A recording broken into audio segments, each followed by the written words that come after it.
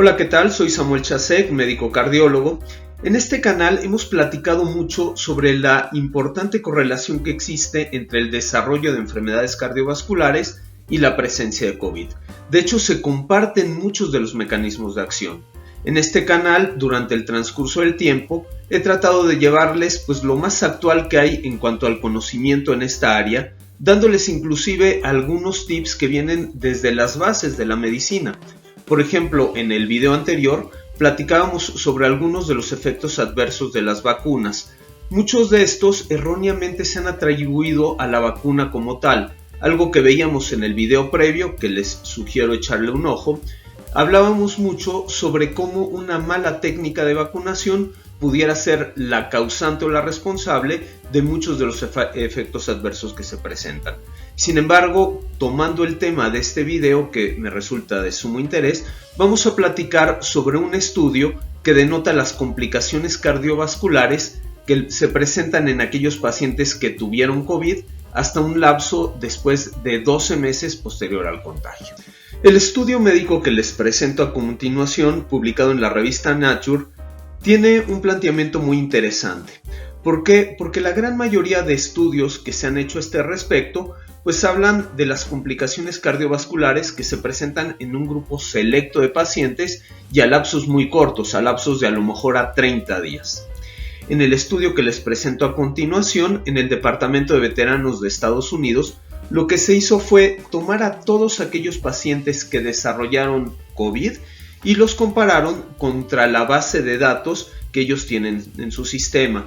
Para que se den una idea nada más muy breve de números de cuánto estamos hablando, tomaron un total de un poco más de 157,000 pacientes que desarrollaron COVID en diferentes facetas y estos fueron comparados contra una base de datos de 5.6 millones de pacientes en un estado previo a la pandemia de COVID, es decir, personas que ellos tenían dentro de sus registros y que veían la evolución o el desarrollo de enfermedades, pero también dentro del periodo de pandemia tomaron otro grupo prácticamente de casi 6 millones de personas.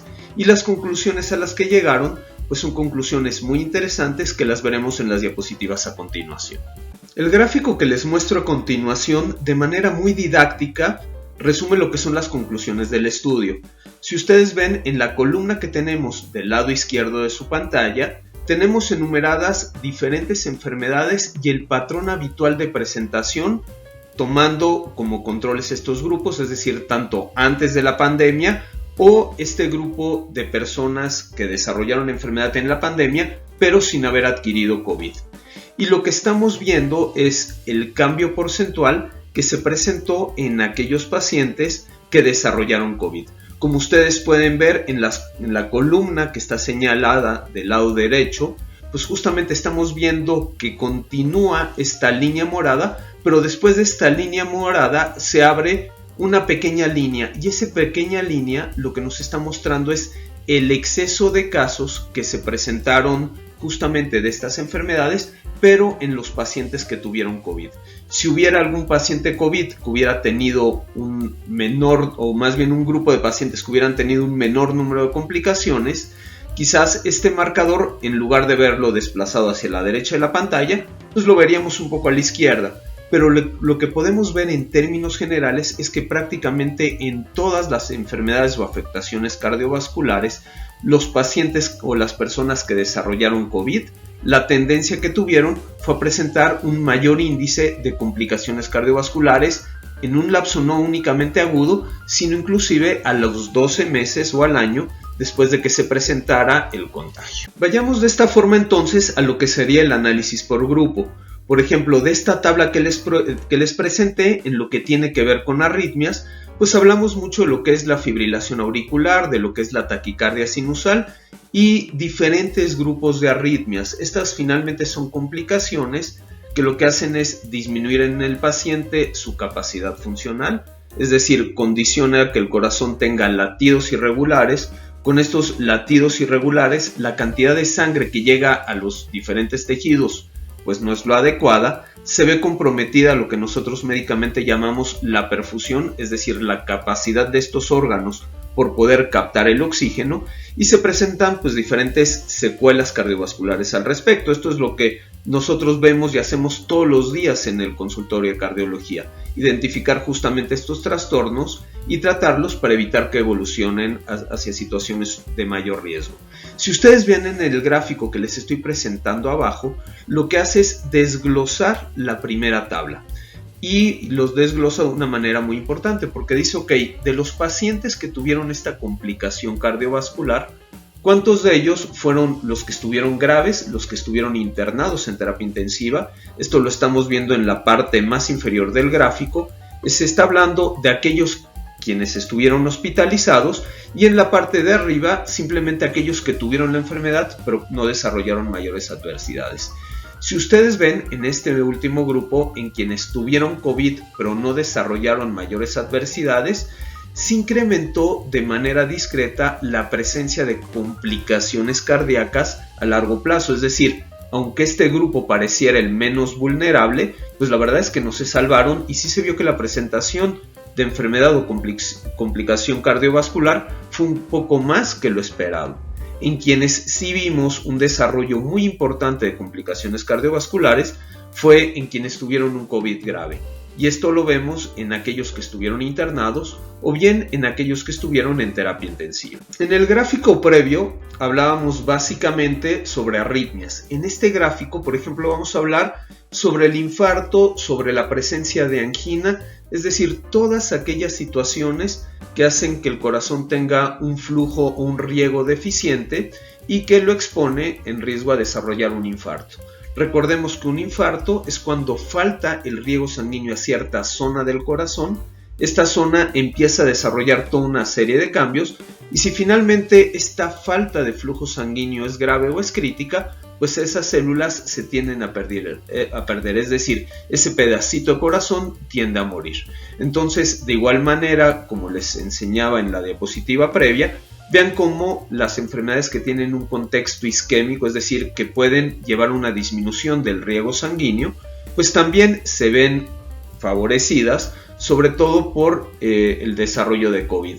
Evidentemente, aquellos pacientes que estuvieron en terapia intensiva o que estuvieron internados, pues tuvieron los índices más altos, por ejemplo, de infarto a 12 meses después de haber desarrollado o después de haber presentado justamente la infección de COVID, comparado con aquel grupo que, por ejemplo, pues no tuvo la infección y lo que tuvo fue un desarrollo esperable acorde a la estadística, que era pues parecido a lo que se había visto en 2017 y en este periodo de pandemia cuando ellos no desarrollaron la enfermedad. En el transcurso de estos años pues hemos platicado mucho que lo que complica a los pacientes COVID es tanto un proceso inflamatorio fuerte como un proceso trombótico. El proceso trombótico tiene que ver con la formación de coágulos en el organismo. Entonces, una de las razones, por ejemplo, por las cuales yo empecé a ver pacientes COVID era porque veía que en aquellos que tenían el desarrollo de una neumonía, pues más que ser la típica afectación únicamente del germen causante, pues veíamos que muchos de los pequeños vasitos sanguíneos tendían justamente a obstruirse. Hay un artículo en la literatura médica del cual hice un video también de manera previa, un artículo que fue una investigación que a título personal efectué en mis pacientes en mi base de datos, y lo que vimos era que teníamos un efecto muy benéfico, por ejemplo dando ciertas dosis de anticoagulantes cuando el grado de afectación pues ya empezaba a rebasar ciertos límites. Entonces, algo que viene a darnos el COVID, que no debemos de perder de perspectiva, es que así como se dan cambios inflamatorios, se dan también cambios trombóticos o que tienen que ver con la formación de coágulos. Afortunadamente, con las variantes Omicron y con estos últimos casos, pues hemos visto que la casuística o que la presentación de complicaciones por trombosis no es tanta. Pero, por ejemplo, con las primeras variantes que teníamos en circulación, desde el virus original, la alfa, la beta, la gamma, la delta, todas estas sí daban en los pacientes complicaciones trombóticas. Hacíamos rutinariamente mediciones de dímero D, de ferritina, dábamos anticoagulantes. El virus ha cambiado, sin embargo, este es un punto que no debemos de perder de perspectiva. Y algo que estamos viendo según este estudio es que pacientes que se contagiaron por COVID pues bueno, también a un año tienen la posibilidad de desarrollar complicaciones o secuelas que tienen que ver justamente con formación de coágulos. ¿Y qué es lo que nos está produciendo todo esto? Pues bueno, eso ya implica conocer más al virus con detalle, y como lo hemos platicado mucho en videos previos, es el entender cómo entra a las células y cómo es que causa daño como tal. Entonces habíamos hablado mucho de que los pacientes que tienen COVID, por ejemplo, cursan inicialmente con una fase viral, donde el virus es el responsable de estar dando localmente todo el daño que tienen las células. Sin embargo, una vez que quedan consumados estos días de fase viral, el organismo empieza a reconocer al virus, lo empieza a atacar, pero muchas veces hace una respuesta exagerada. Tratando de atacar al virus, el propio sistema inmunológico reconoce estructuras propias como extrañas y las ataca. Esto da lugar al desarrollo de problemas autoinmunes. Esto da lugar a algo que conocimos mucho que se llamó tormenta de citocinas, el que le manejáramos a los pacientes dexametasona, tocilizumab o inhibidores muy fuertes del sistema inmunológico, pues prácticamente obedecía a esta faceta, a tratar de evitar, al menos en el momento agudo, esta fase inflamatoria.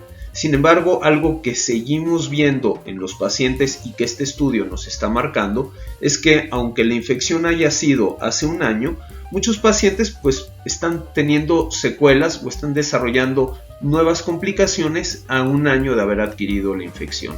Entonces, hoy por hoy, el mejor esquema, lo mejor que nos puede pasar es estar vacunados y no haber adquirido el virus. Sin embargo, una persona que adquirió el virus, aunque el curso haya sido de pocos síntomas o asintomático, se tiene que seguir cuidando en lo posterior.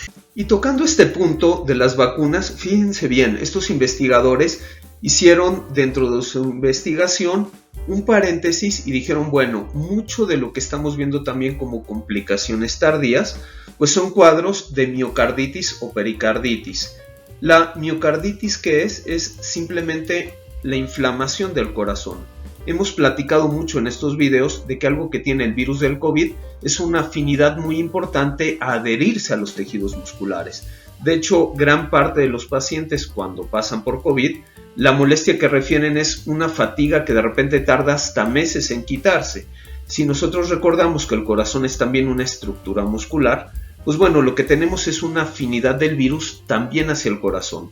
Por ello es que aquellos pacientes que desarrollan esta debilidad o esta fatiga, pues hay que estarlos vigilando con mucho cuidado para ver que al mediano o largo plazo no tengan el desarrollo de eventualidades. Pero tomando el tema de las vacunas, mucho se ha platicado de que algunas vacunas pueden ser responsables de producir cuadros de miocarditis o de pericarditis. La verdad es que la casuística de esto es muy pequeña. Sin embargo, estos investigadores, en conocimiento de que este es un punto de controversia, dentro de su base de datos y dentro de todo el análisis que hicieron, trataron de retirar del estudio aquellos valores que se podían ver sesgados justamente por una temática de vacunación.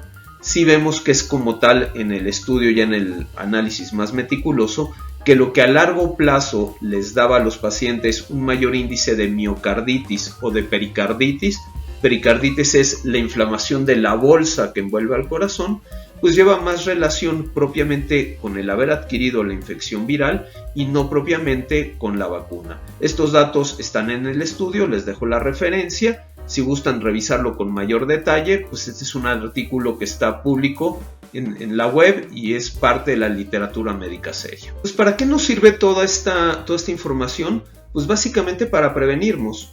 Hemos hablado, por ejemplo, de muchas oleadas en el COVID, primera ola, segunda ola, si al principio era alfa, luego era delta, últimamente fue Omicron. Sin embargo, la oleada que, por ejemplo, muchos sistemas de salud deben de esperar al mediano o largo plazo, va a ser justamente que, sin ser esto un tema infecto contagioso del momento, pues sí va a llegar una mayor cantidad de pacientes que van a tener el desarrollo de enfermedades cardiovasculares.